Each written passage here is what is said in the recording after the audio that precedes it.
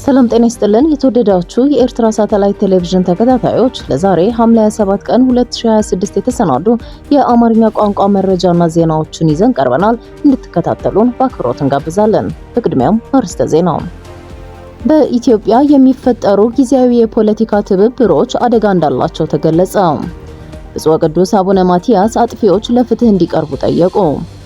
ጋና ከደቡብ አፍሪካ 1000 ተጨማሪ ዜጎቿን ልታስመልስ ነው። ኢራን ከአሜሪካ ጋር ለድርድር የሚያበቁ ሁኔታዎች እንደሌሉ ገለጸች። ጀርመን አንድ ተጠርጣሪ መለቀቁን አስታወቀች። ሰሜን ኮሪያ የድል ቀኗን በድምቀት አከበረች። ወደ ዝርዝር ዜናዎቹ እናልፋለን። ቆይታችሁን ከኛ ጋር እንድታደርጉ በአክብሮት እንጋብዛለን። በኢትዮጵያ የሚፈጠሩ ጊዜያዊ የፖለቲካ ትብብሮች አደጋ እንዳላቸው ተገለጸ። ፖለቲከኛ አቶ ጃዋር መሐመድ ቲክቶክ ላይ በተዘጋጀ የውይይት መድረክ ላይ ትናንት ሐምሌ 26 ባደረጉት ንግግር በኢትዮጵያ ታሪክ ውስጥ የሚፈጠሩ ጊዜያዊ የፖለቲካ ትብብሮች ያላቸውን አደጋ፣ አሁን ላይ ሀገሪቱ ስለሚያስፈልጋት የፖለቲካ ራዕይ እንዲሁም ከኤርትራ ጋር ስለሚኖረው ቀጠናዊ ትስስር ሰፋ ያለ ትንታኔ ሰጥተዋል። በኢትዮጵያ ታሪክ ውስጥ ንጉሱን በመቀጠልም ደርግን ለመጣል የተፈጠሩት የፖለቲካ ትብብሮች ጊዜያዊ ጠላትን ከማስወገድ ባለፈ ዘላቂ መፍትሄ እንዳላመጡ አቶ ጃዋር ተናግረዋል። ደርግን ለመጣል የተፈጠረው ትብብር የአማራውን ልሂቅ በማግለሉ አዲስ የፖለቲካ ትርክት እንደወለደ ሁሉ ከ2018 እስከ 2020 የነበረው ትብብርም ትግራይን በማግለሉ ሀገሪቱን ወደ ጦርነት ማስገባቱን አስታውሰዋል። በአሁኑ ወቅትም የማዕከላዊ መንግስቱን ውድቀት ተከትሎ አብይን ለመጣል ብቻ ተብለው የሚፈጠሩ ትብብሮች ከፍተኛ አደጋ እንዳላቸው ያስጠነቀቁት ፖለቲከኛው የፖለቲካ ኃይሎች መንግስትን ከመጣል ባለፈ ከአብይ አህመድ ወይም ከብልጽግና በኋላ የምትመጣው ኢትዮጵያ ምን አይነት አስተዳደርና ማህበራዊ አደረጃጀት ይኖራታል በሚለው ዘላቂ ራዕይ ላይ አስቀድመው ሊወያዩና ስምምነት ላይ ሊደርሱ እንደሚገባ አሳስበዋል።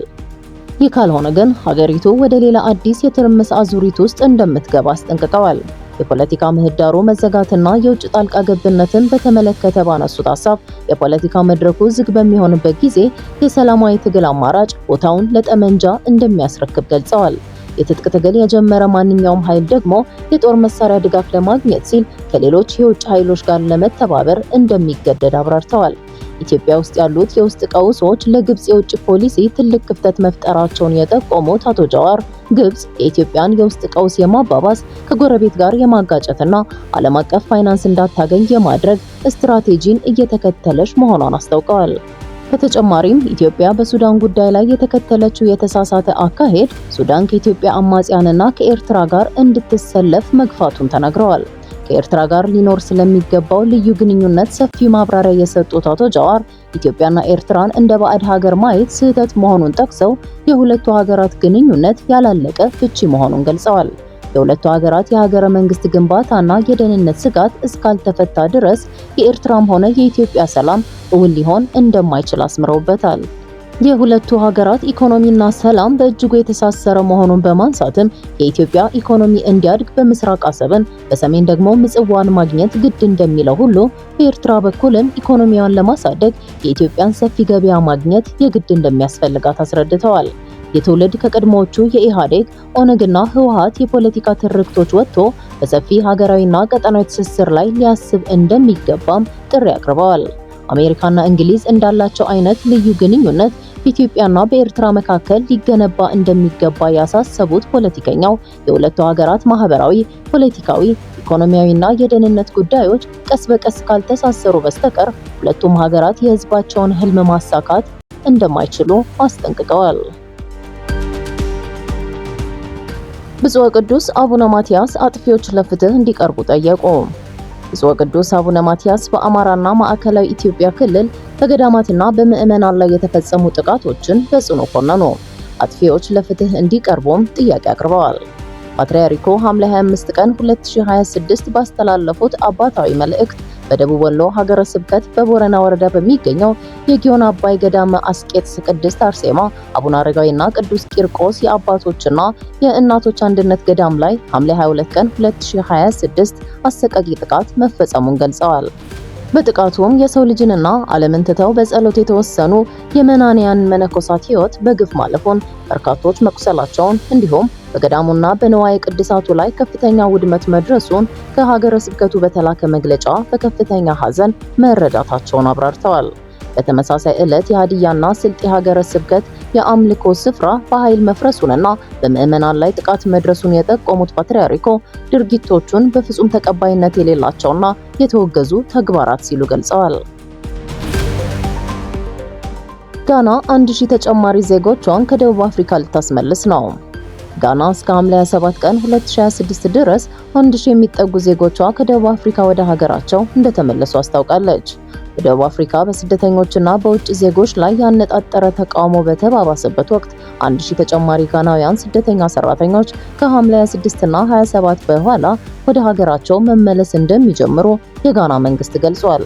የጋና ባለስልጣናት እስካሁን 926 ዜጎችን ከደቡብ አፍሪካ ማስወጣታቸውን የገለጹ ሲሆን በደቡብ አፍሪካ በመካሄድ ላይ ያሉትን በውጭ ዜጎች ላይ ያነጣጠሩ ድርጊቶችን በይፋ መቃወማቸውንም አስታውቀዋል። የጋና የውጭ ጉዳይ ሚኒስቴር ቅዳሜ ምሽት ባወጣው መግለጫ እነዚህን ዜጎች ለማስመለስ የተዘጋጁ ልዩ በረራዎች ከሐምሌ 27 ቀን 2026 ጀምሮ እንደሚደርሱ ገልጿል። ይህንንም የቲአርቲ አፍሪካ የዜና ተቋም ዘግቧል። ይህም ጋና ዜጎቿን ከደቡብ አፍሪካ ለማስወጣት እያከናወነች ያለችው ዘመቻ የመጨረሻ ምዕራፍ መሆኑ ተገልጿል። ኢራን ከአሜሪካ ጋር ለድርድር የሚያበቁ ሁኔታዎች እንደሌሉ ገለጸች። ኢራን ከአሜሪካ ጋር መልእክቶችን መለዋወጧን ብትቀጥልም በአሁኑ ወቅት ለድርድር የሚያበቁ ሁኔታዎች እንደሌሉ የኢራን የውጭ ጉዳይ ሚኒስቴር ቃል አቀባይ እስማኤል ባቃይ አስታውቀዋል። ቃል አቀባዩ ዋሽንግተን በምትወስዳቸው ወታደራዊ እርምጃዎች የዲፕሎማሲውን መንገድ እያዳከመችው ትገኛለች ሲሉ ከሰዋል። አቶ ባቃይ ከኦስትሪያው ኦአርኤፍ ቴሌቪዥን ጣቢያ ጋር ባደረጉት ቃለ ምልልስ እንዳብራሩት አሁን ላይ የኢራን የቅርብ ጊዜና ዋነኛ ትኩረት ወደ ድርድር ጠረጴዛ መምጣት ሳይሆን የሀገሪቱን ሉዓላዊነት ማስከበር ነው። መልእክቶችን እየተለዋወጥን ነው፣ ነገር ግን አሁን ላይ ቅድሚያ የምንሰጠው የኢራንን ሉዓላዊነት፣ የግዛት አንድነትና ሕዝባችንን ለመጠበቅ ነው ሲሉ ቃል አቀባዩ አጽንኦት ሰጥተዋል። ጀርመን አንድ ተጠርጣሪ መለቀቁን አስታወቀች። የጀርመን ባለስልጣናት በበርሊን ከተማ በተፈጸመው ጥቃት ምክንያት በቁጥጥር ስር የዋለ ሁለተኛ ተጠርጣሪ መለቀቁን ዛሬ ሰኞ አስታወቁ። ተጠርጣሪው የተለቀቀው በጥቃቱ ተሳትፎ እንዳልነበረው በምርመራ በመረጋገጡ እንደሆነ የጀርመን መንግስት አቃቤ ሕግ ጽሕፈት ቤት ቃል አቀባይ ገልጸዋል። በበርሊን ከተማ ባለፈው ቅዳሜ በተካሄደ የተመሳሳይ ጾታ አፍቃሪያን የኩራት ሰልፍ ፌስቲቫል ላይ መኪና በማሽከርከር ጥቃት የፈጸመው የመጀመሪያ ተጠርጣሪ በፖሊስ መገደሉን የጀርመን ባለስልጣናት አስታውቀዋል። ጥቃቱ የተፈጸመው በዋና ከተማዋ ከሚገኘው የብራንደንቡርግ መግቢያ ጥቂት 100 ሜትሮች ርቀት ላይ እንደሆነ የጀርመን የአገር ውስጥ ጉዳይ ሚኒስትር አሌክሳንደር ዶብሪንት ተናግረዋል። በጥቃቱ አንድ ሰው ሲገደል 29 ደግሞ ጉዳት ደርሶባቸዋል። አብዱልቢ የተባለው ተጠርጣሪ ትናንት እሁድ የተገደለው ለ24 ሰዓታት ገደማ ከተደረገ ፍለጋ በኋላ ነው። ግለሰቡ በበርሊን የኩራት ሰልፍ ተሳታፊ የነበሩ ሰዎች ላይ በመንዳትና ሌሎችን በስለት በመውጋት ተጠርጥሯል። አብዱልቢ የፈጸመው የሽብር ጥቃት እንደሆነ የገለጹት የጀርመን ባለስልጣናት ተጠርጣሪው ከዚህ ቀደም ራሱን እስላማዊ መንግስት ብሎ የሚጠራውን ታጣቂ ቡድን ለመቀላቀል ጥረት አድርጎ እንደነበር አስታውቀዋል።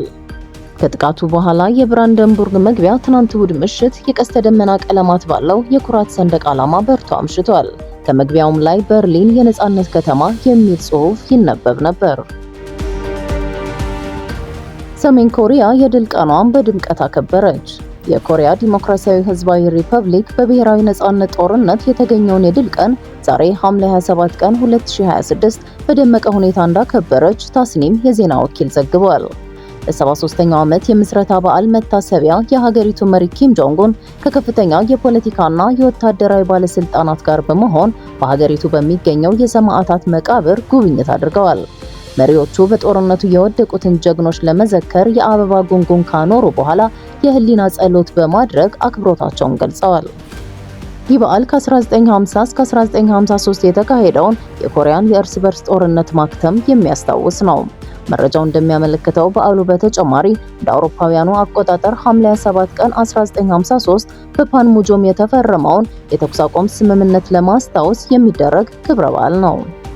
የተወደዳችሁ የኢሪሳት አድማጭ ተመልካቾች ለዛሬ ምሽት ያዘጋጀናቸውን የአማርኛ ቋንቋ አበይት ዜናዎችን በዚሁ ፈጽመናል። በቀጣይ በሌላ የዜና ጥንቅር እስከምንገናኝ በያላችሁበት ሰላም ቆዩ።